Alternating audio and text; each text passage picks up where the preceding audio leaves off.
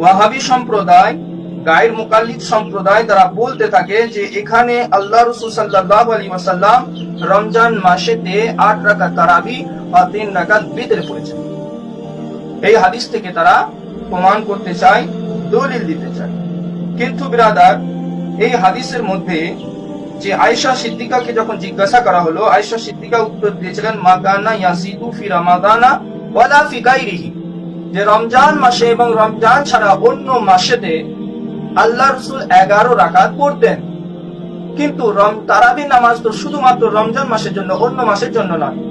কিন্তু মা আয়েশা সিদ্দিকা তিনি এই উত্তর দিলেন, আর এই উত্তরে কি করে প্রমাণ হয় যে এটা তারাবির নামাজ? এই হাদিসটা তারাবির নামাজের জন্য কি করে প্রমাণ হয়?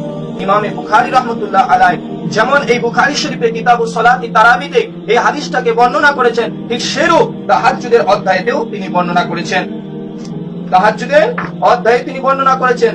এই কিতাবুত তাহাজ্জুদ এই অধ্যায়ে ইমামে বুখারী প্রথম খণ্ডে 154 পাতাতে যে হাদিসটা আমি পড়লাম, ওই হাদিসটা বাবু কিয়ামিন নবী সাল্লাল্লাহু আলাইহি ওয়াসাল্লাম বিল্লাইল লি ফি রমাদান ওয়া গায়রিহি, এই বাবেতে হাদিসটাকে বর্ণিত করেছে। সেম হাদিস। তাহলে বোঝা যাচ্ছে যে ইমামে বুখারী আলাইহির রহমা তিনি যে ওই বাবে তুলেছেন, শুধু ওই বাব তুলে তিনি এটা বুঝাইতে চাইনি যে আল্লাহ রাসূল 11 রাকাত তারাবি নামাজ পড়েছেন, বরং এটা বুঝাইতে চেয়েছেন যে রমজানের রাত্রে আল্লাহ রাসূল তাহাজ্জুদের নামাজ 11 রাকাত পড়েছেন।